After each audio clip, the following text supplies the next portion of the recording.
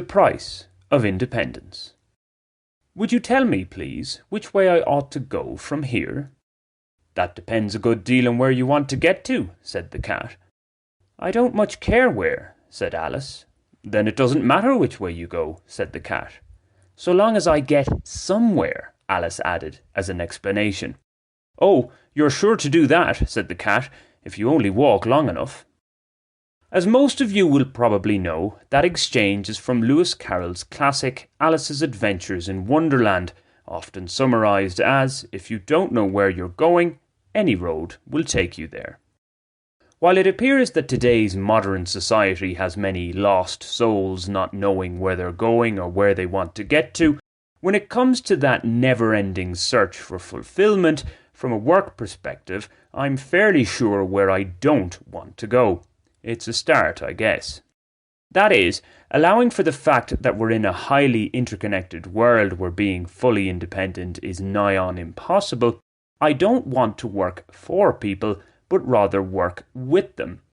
In a predominantly wage economy with an increasingly interfering state, this freelance self-employed as independent as can be option is more difficult to achieve, particularly in higher income countries, it could be argued. So, if for survival reasons I had to become a company employee again, I'd need to be as close to the top as possible. Just making up the numbers has never satisfied me. I don't tend to be a great follower.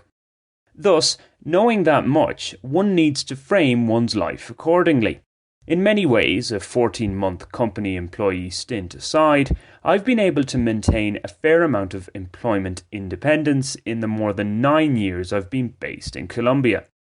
The flip side is that it hasn't exactly resulted in putting me on a firm financial footing. Therein lies the crux of the matter. For if I was to focus more so on money, I would stop writing this blog, stop making podcasts, speaking of which, I hope you've checked out Getting Glaze, stop co-presenting Bogota Nights, and, to stay independent in this country, use the additional time such moves would free up to look for more students to whom I could teach English. English teaching being about the easiest and most profitable independent activity a native speaker can do in these parts. I would more than likely feel less fulfilled overall doing that, but I would probably have more pesos in my pocket. I hasten to add, lest the 2 students I currently have think badly of me, that it's not exactly that I dislike teaching English, it's more a case that I don't want it to be a full-time gig. For sure, life is not all about money. Yet, to state the obvious, when it's in scarce supply, living becomes much more complicated.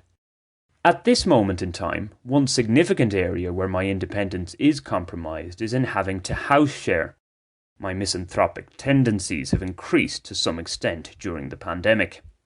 In fairness, however, in an officially stratified country such as Colombia, renting a room in a leafier suburb rather than renting one's own place in a humbler barrio may be a false economy. In my own case, going it alone would probably also do wonders for my general mood, even if it were to cost more, at least at that initial making a house a home stage. Bringing it back to a broader level, we must also remember that at some point the road ends for each one of us, and we're never fully certain when that will be.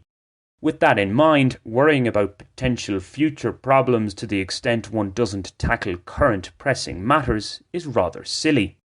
So while some of us are not sure where we're going, I think it's fair to say the majority of us know where we don't want to go.